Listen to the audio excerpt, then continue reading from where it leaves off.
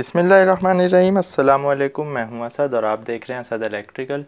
Last video में हमने ACB यानी कि एयर सर्किट ब्रेकर के ऊपर बात की थी। आज की वीडियो में हम इसकी कुछ एसेसरीज़ के ऊपर बात करेंगे।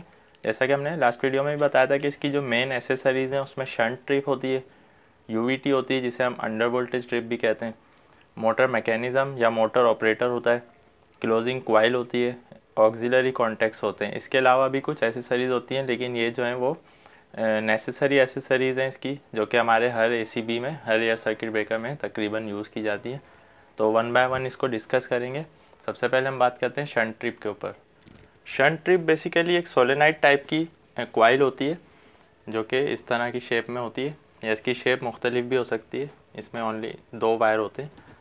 ये 24 वोल्ट डीसी की भी हो सकती है, 110 वोल्ट एसी, 220 या 230 वोल्ट एसी, या इसके अलावा भी इसकी कोई वोल्टेज रेंज हो सकती है। ये हम अपनी रिक्वायरमेंट के हिसाब से और एप्लीकेशन के हिसाब से सेलेक्ट करते हैं कि हमें कितने वोल्ट से ऑपरेट होने वाली शंट ट्रिप यूज़ करनी है ब्रेकर में। शंट ट्रिप का जो बेसिकली काम है वो ये है कि जब भी हम इस कॉइल को यानी शंट ट्रिप को सप्लाई देंगे तो ये हमारे ब्रेकर को ट्रिप करवा देगा। तो इसका काम सिर्फ़ और सिर्फ ये है कि सप्लाई मिलने पर ब्रेकर को ट्रिप करवाना है। तो ये कहाँ कहाँ यूज़ की जाएगी, यानी किन मकासद के लिए यूज़ की जाएगी। तो इसको हम यूज़ करते हैं जब भी हमारे सर्किट में कोई फॉल्ट आएगा, ऐसा कि जिस पर हम अपने ब्रेकर को लोड से डिस्कनेक्ट करना चाहते हैं, तो उस पर हम शंट ट्रिप को सप्लाई देंगे ताकि शंट ट्रिप हमारे ब्रेकर को ट्रिप करवा दे। वैसे तो ब्रेकर खुद शॉर्ट सर्किट और ओवरलोड पे ट्रिप होता है, यानी कि हमें प्रोटेक्शन प्रोवाइड करता है, लेकिन उसके अलावा अगर कोई प्रॉब्लम आती है जिस पर ब्रेकर को नहीं पता चलेगा कि क्या प्रॉब्लम है, तो उस पर हम शंट ट्रिप को सप्लाई देंगे अलग से, ताकि हमारा जो ब्रेकर है वो ओपन हो जाए, हमारा सर्किट जो है वो आइसोलेट हो जाए हमारे सर्किट ब्रेकर से।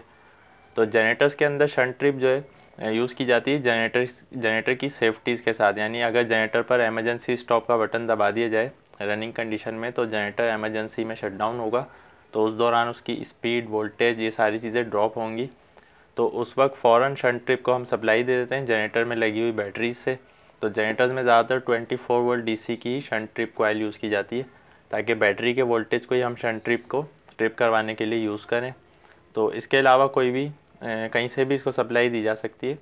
इसका काम सिर्फ़ और सिर्फ ये है कि सप्लाई मिलने पर ब्रेकर को ट्रिप करवाना है। अच्छा, अब हम बात करेंगे यूवीटी यानी अंडर वोल्टेज ट्रिप के ऊपर। तो इसका क्या काम है। इसकी शेप तो बिल्कुल शंट ट्रिप टाइप की होती है, लेकिन इसका काम जो है शंट ट्रिप के बिल्कुल अपोजिट होता है। यानी शंट ट्रिप को सप्लाई मिलने पर वो ब्रेकर को ट्रिप करवाता है, और यूवीटी वो है कि जिसको सप्लाई मुस्तकिल चाहिए, जब इसको सप्लाई नहीं मिलेगी तो ये ब्रेकर को ट्रिप करवा देगी, इसीलिए इसका नाम अंडर वोल्टेज ट्रिप है।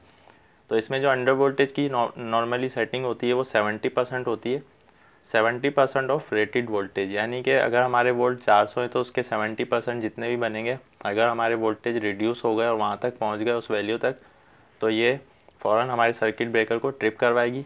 तो इसको जो सप्लाई दी जाती है वो ब्रेकर के मेन टर्मिनल से ही दी जाती है, ताकि मेन टर्मिनल पे आने वाली सप्लाई जब भी वोल्टेज उसके ड्रॉप हो या जो है रेटेड वैल्यू से कम हो जाए, तो ये उसको डिटेक्ट करे और उसके बाद हमारे ब्रेकर को ट्रिप करवा दे। तो 70% इसकी सेटिंग होती है, अलबत्ता ये मुख्तलिफ हो सकती है, 50% तक भी हो सकती है। या फिर नो वोल्टेज, यानी नो वोल्टेज का मतलब है जब इसको सप्लाई नहीं मिलेगी तो उस वक्त तो ब्रेकर को ट्रिप करवाना ही है। लेकिन सप्लाई मिलने की सूरत में भी अगर 70% या इससे नीचे हो जाए वोल्टेज, तो फिर ये हमारे सर्किट ब्रेकर को ट्रिप करवाती है, यानी अंडर वोल्टेज से ये प्रोटेक्शन देती है ब्रेकर को। तो इसको जब तक पूरी सप्लाई मिलती रहेगी हमारा ब्रेकर ऑन रहेगा। जैसे ही इसकी सप्लाई हम काटेंगे या इसकी सप्लाई को ड्रॉप करेंगे वोल्टेज को, तो ये हमारे ब्रेकर को ट्रिप करवा देगी। तो शंट ट्रिप और यूवीटी एक दूसरे के ओपोजिट होते हैं। तीसरे नंबर पर हम बात करेंगे मोटर मैकेनिज़्म या मोटर ऑपरेटर के ऊपर। तो इसका जो मेन पर्पज़ है वो ये है कि हमारे जो एयर सर्किट ब्रेकर के अंदर स्प्रिंग होती है, जिससे वो चार्ज और डिस्चार्ज होती है उसकी स्प्रिंग, उसको अगर हम ऑटोमेटिकली चार्ज करवाना चाह रहे हैं तो वहाँ पर हम इसका इस्तेमाल करते हैं। अगर हम मैनुअली करना चाहें तो हमें हाथ से उस पर लगे हुए लीवर को जो है वो प्रेस करना होता है, ताकि हमारी स्प्रिंग चार्ज हो जाए। क्योंकि इसके कॉन्टैक्ट जो है वो हैवी होते हैं, तो उसको मेक और ब्रेक करने से पहले हमें इसकी स्प्रिंग को चार्ज करना पड़ता है। एक बार चार्ज हुई हुई स्प्रिंग से हम ब्रेकर को ऑन और ऑफ़ करवा सकते हैं, उसके बाद वो डिस्चार्ज हो जाती है, फिर दोबारा उसको चार्ज करना पड़ता है। तो इसका काम ये होता है कि जब भी वो डिस्चार्ज हो ऑटोमेटिकली फ़ौरन ये उसको चार्ज कर दे। तो ये नॉर्मली मोटर होती है एक छोटी सी, जो कि एसी सप्लाई से ऑपरेट होती है। 110 वोल्ट नॉर्मली इसकी रेंज है, 110 से लेकर 130 वोल्ट AC तक, या इसके अलावा भी कोई हो सकती है। तो ये डिपेंड करेगा हमारी रिक्वायरमेंट के ऊपर। इसके साथ कुछ अटैचमेंट भी होती है मैकेनिकली, जो कि ब्रेकर के अंदर फिट हो जाती है। तो जब भी इसको सप्लाई मिलेगी, थोड़ी सी देर के लिए ये घूमेगी और हमारी स्प्रिंग को चार्ज करके ये ऑटोमेटिकली ऑफ हो जाएगी। इसका काम सिर्फ और सिर्फ ये है कि ब्रेकर के अंदर लगे हुए मैकेनिज़्म के स्प्रिंग को चार्ज करना है। अच्छा, चौथे नंबर पे हम बात कर रहे हैं क्लोजिंग कॉइल की। जैसा कि इसका नाम ही क्लोजिंग कॉइल है, यानी ये हमारे ब्रेकर को क्लोज़ करने के लिए इस्तेमाल की जाती है।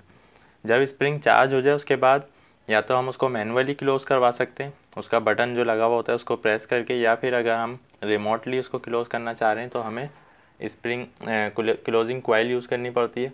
क्लोजिंग कॉइल को सप्लाई देंगे तो हमारा ब्रेकर जो है वो क्लोज़ हो जाएगा, बिल्कुल इसी तरह जिस तरह शंट ट्रिप को सप्लाई देने पर वो ब्रेकर को ट्रिप करवाती है। इसी तरह क्लोजिंग कॉइल को जैसी सप्लाई मिलेगी ये फ़ौरन हमारे ब्रेकर को क्लोज़ यानी कि ऑन करवा देगा। तो इसका काम सिर्फ और सिर्फ ये होता है। तो आखिरी में जो है ऑक्सिलरी कॉन्टैक्ट्स हैं, जो कि नॉर्मली ओपन और क्लोज़ होते हैं। तो इसको हम मुख्तलिफ़ मकासद के लिए यूज़ करते हैं कि कहाँ पर हमें नॉर्मली ओपन कॉन्टैक्ट चाहिए, कहाँ पर क्लोज़ चाहिए। इससे हम ब्रेकर के स्टेटस को मालूम करते हैं कि जब हमारा ब्रेकर क्लोज़ पोजीशन पे है तो कुछ कॉन्टैक्ट हमें ओपन और कुछ क्लोज़ चाहिए होते हैं, और जब ब्रेकर हमारा ऑफ़ हो जाएगा यानी कि ओपन कंडीशन में हो जाएगा तो उसके बाद ये कॉन्टैक्ट जो है वो चेंज हो जाएंगे। तो ये बिल्कुल उसी तरह जिस तरह हमारी कॉन्टैक्टर और रिलेज़ में होते हैं, उसी तरह इसके ऑक्सिलरी कॉन्टैक्ट्स होते हैं। कुछ एक्स्ट्रा होते हैं, कुछ जो है वो यूज़ में होते हैं। तो ये नॉर्मली ओपन और क्लोज़ कॉन्टैक्ट्स हैं। तो आज की वीडियो हमारी ACB की एसेसरीज़ के ऊपर थी। आज की वीडियो के हवाले से कोई भी आपका क्वेश्चन या कन्फ्यूजन रह गई, आप कमेंट में पूछ सकते हैं। वीडियो पसंद आने की सूरत में लाइक करें। आज के लिए इतना ही, नेक्स्ट वीडियो तक के लिए इजाज़त दीजिए। अल्लाह हाफिज़।